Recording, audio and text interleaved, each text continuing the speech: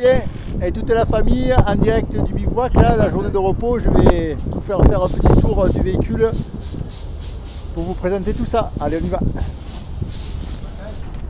Voilà, du coup, notre RZR qui est en train de se faire réviser. Tu vois, il est tout désossé.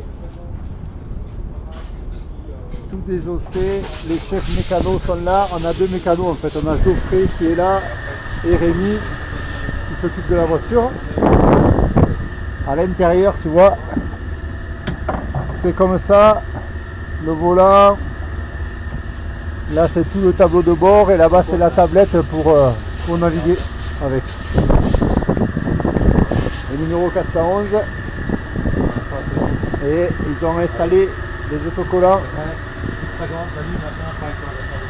de votre sponsor. Merci encore. Je vais passer de l'autre côté. Voilà. On va essayer de faire honneur à la famille Molero et à ton père demain sur cette nouvelle étape. Allez, merci à toi. Départ le petit matin. On attend notre heure de départ. On part à 9h. Toutes les voitures sont prêtes. Le bivouac se vide. Voilà la voiture. Les mécanos ont mis tout ça de près. Nickel. Yep, aujourd'hui.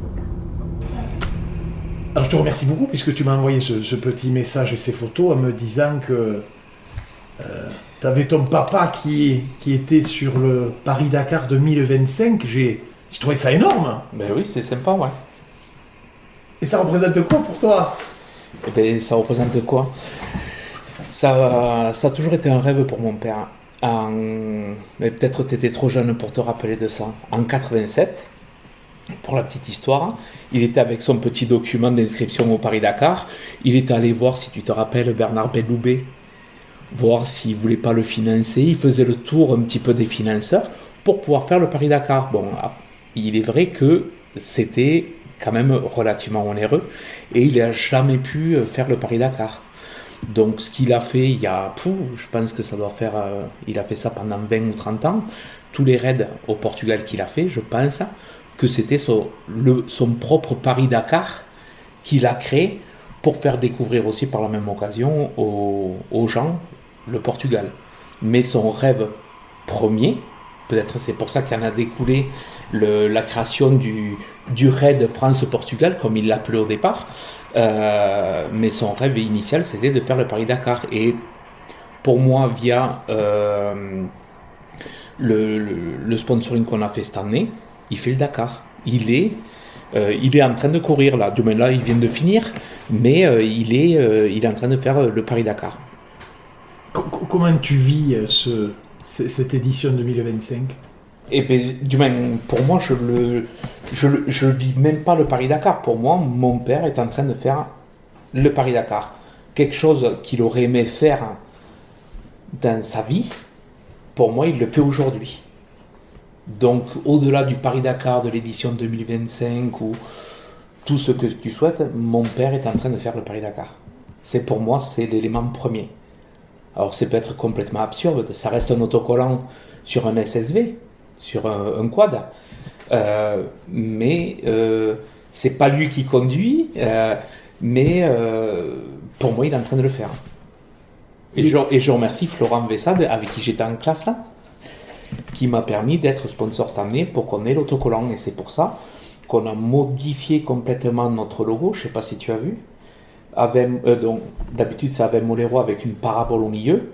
Là, en fait, le M de Molero fait une parabole. Et il y a une continuité avec Antoine et une étoile. Ah oui, tout à fait. Voilà. Tout un symbole. C'est ça. Mais tout un symbole, comme je te disais tout à l'heure. L'entreprise est une continuité. Le mécénat que l'on peut faire localement est une continuité. Et le Dakar est un aboutissement. Et surtout une passion pour lui depuis toujours, c'est ça, hein, Depuis toujours, oui. Depuis toujours, là, en 87.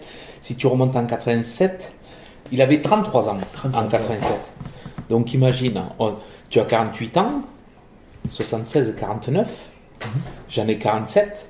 Si tu remontes il y a 14 ans, 33 ans, tu es dans la fleur de l'âge et c'est là où il voulait faire le Dakar. Le nombre de fois qu'on a passé sur nos platines, Balavoine, Laziza, alors qu'il venait il faisait le Dakar lui aussi. C'était toute une génération, toute une époque. Et c'est plus même le même Dakar, puisque ça se passe plus entre Paris et Dakar. Non, c'était un sacré aventurier alors. Ben oui. Ben, un sacré aventurier, tu le connaissais comme moi. Un aventurier, un casse-cou. Ah oui, bien casse-cou. Si tu regardes, bon, peut-être que tu me diras que je suis toujours pas complètement net, mais la veille, avant que ma mère accouche, la veille de ma naissance, elle faisait du 4x4 dans une 4L avec mon père. Si tu te rappelles les remontées fantastiques de la Fouillade,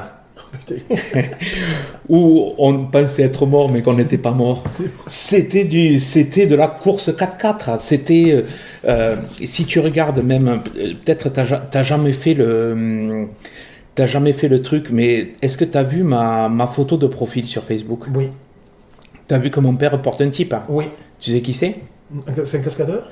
C'est Michel Dumoulin, c'est lui qui avait le record du monde du saut au-dessus des camions de Jeannot le paysan. C'est ça. Oui. Donc en fait tout ça, à l'époque même je me rappelle, un des créateurs du rallye du Rouergue, c'était, il avait l'enseigne Grafo 12. Il venait équiper les voitures en Radiocom 2000, si tu te rappelles, les téléphones.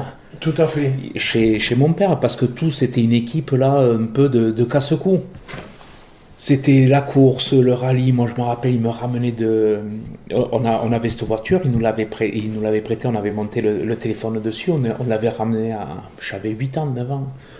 C'était une Lancia Delta HF 16 soupapes.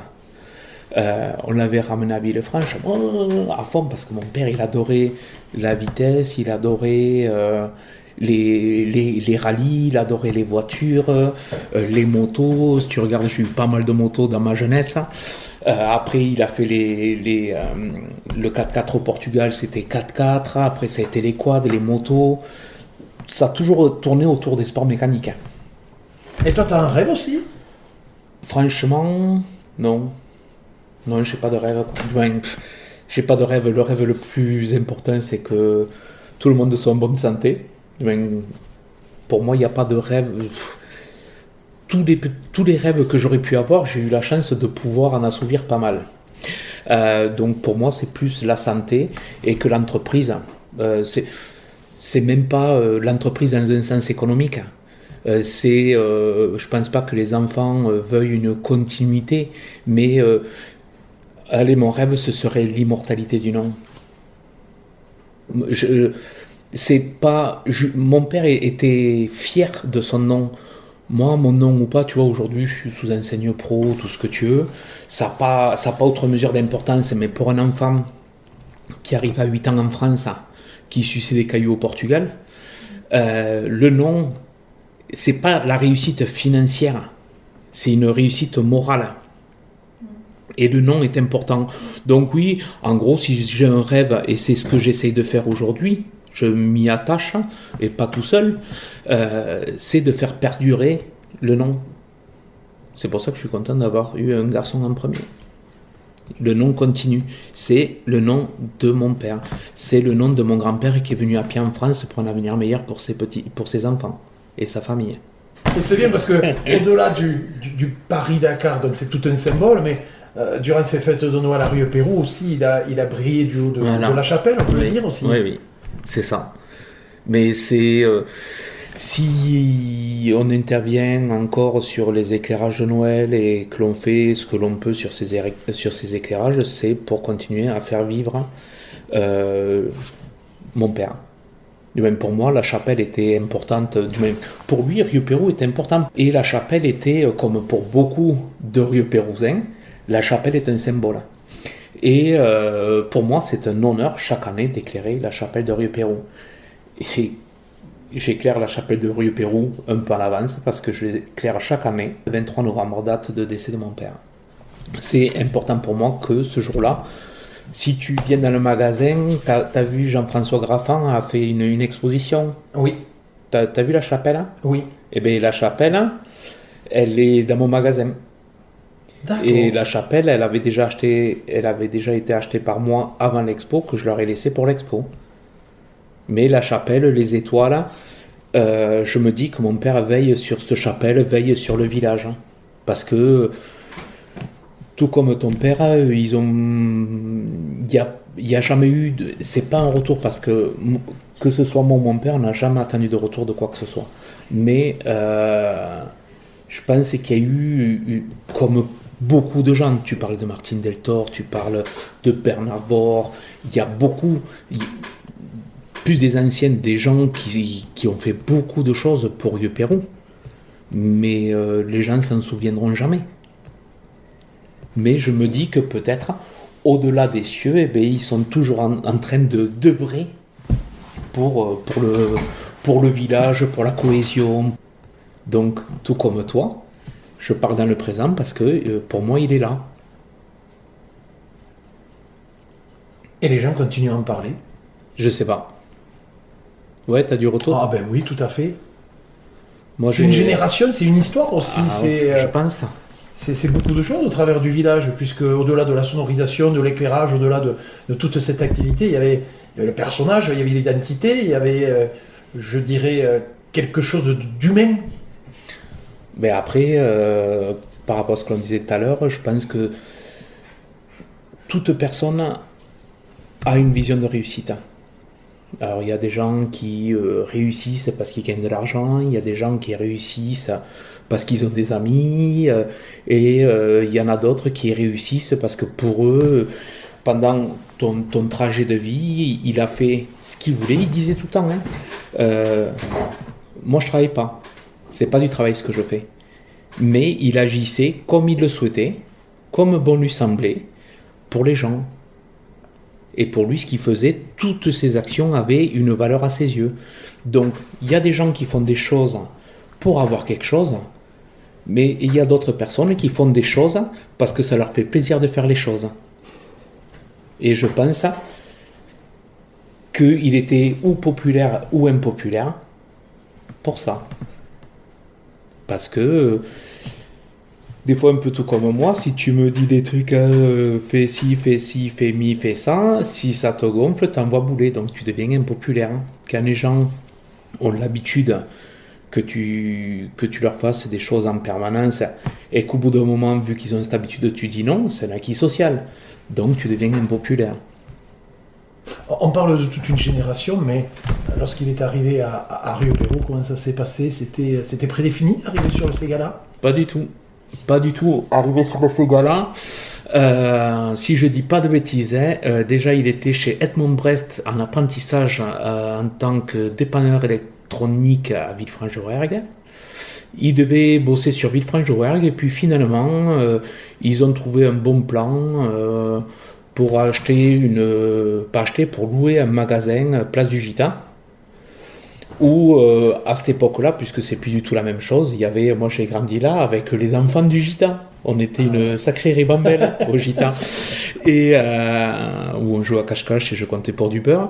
Et en fait, après, je pense qu'il s'est quand même relativement rapidement intégré, parce que c'est de l'intégration. Pas de la même à l'époque, hein, pas du même pays.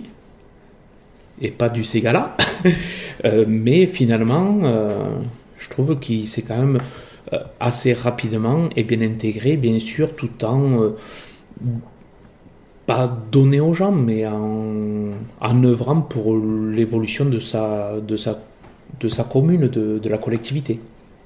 Une passion exceptionnelle, parce que je me rappelle passer à pied en voiture à la rue du Balat, à n'importe quelle heure de la nuit, c'était toujours ouvert.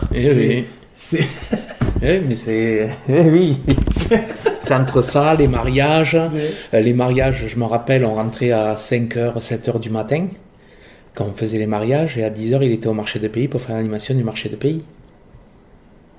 Tout en ayant travaillé, en gros, 6 jours sur 7, 7 jours sur 7. Oui, on peut le souligner aussi, il était très présent sur ce marché tous les dimanches, quand même. Et oui.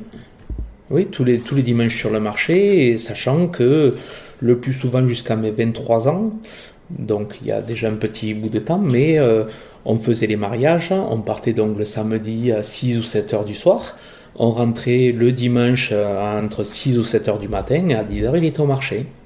Et le lundi, il partait à Toulouse, et le mardi, pour aller chercher les produits des clients, et le mardi, il ouvrait le magasin. Et comment t'expliques que ça aille ou que ça aille pas, il a toujours le sourire, toujours la bonne humeur? Mais parce qu'il faisait ce qu'il voulait. Il faisait ce qu'il voulait. Il n'était pas. Regarde aujourd'hui, tu prends un salarié. Le salarié, il n'est pas content de ce qu'il a. Du moins, je parle de manière globale et j'ai rien contre les salariés, mais et c'est toujours mieux.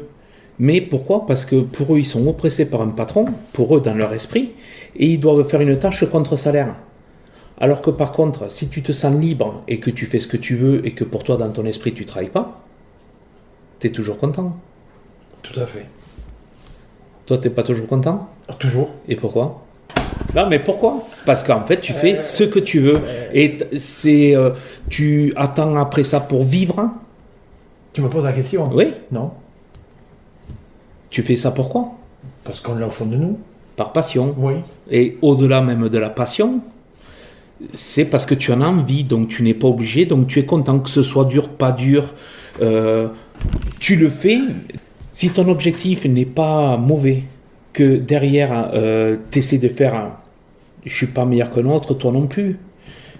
Mais si tu essayes de faire du mieux que tu peux, c'est mieux que d'être meilleur qu'un autre et faire le minimum syndical. Et quand tu fais le mieux que tu peux, c'est parce que tu es animé par, au-delà d'une passion, pour moi, c'est un mode de vie. Et ça, c'est pas financier, c'est pas relationnel, mais c'est une sacrée réussite. On a parlé pratiquement de tout. Simplement pour clôturer un petit peu cette intervention, ton papa est présent sur le Paris-Dakar. Si tu avais un message à lui transmettre, ce serait quoi? Eh bien, que j'espère qu'il a passé une sacrée journée. Merci beaucoup, Julien. On peut reparler simplement du bolide. Alors, le bolide en question, en fait, c'est Florent Vessade qui le conduit, avec qui j'étais en classe au CEDEC à Rodez. Il est actuellement, lui, entrepreneur à Espalion, en placo. Donc, parce que c'est pas un sport où tu gagnes des 100 et des 1000, tu en dépenses plus, donc il est quand même plus en recherche de sponsors, à savoir aussi qu'il est mécène au travers du rallye dans les pas de Léa, l'association. Et ils sont, en fait, il y a 3 équipes, Stéphane de Soustray, Florent, et il y a des Américains, et ils courent donc sur la team Sébastien Lobrasing avec un RZR Pro de chez Polaris. Donc c'est des RZR qui sont travaillés et usinés pour le Dakar, donc ils sont sur la team Polaris. D'accord. Donc ils sont pas en professionnel, mais ils sont en groupe usine. Puis avec une journée, Antoine Molero. Tout à fait. C'est le plus important. Merci beaucoup, Julien. Avec plaisir.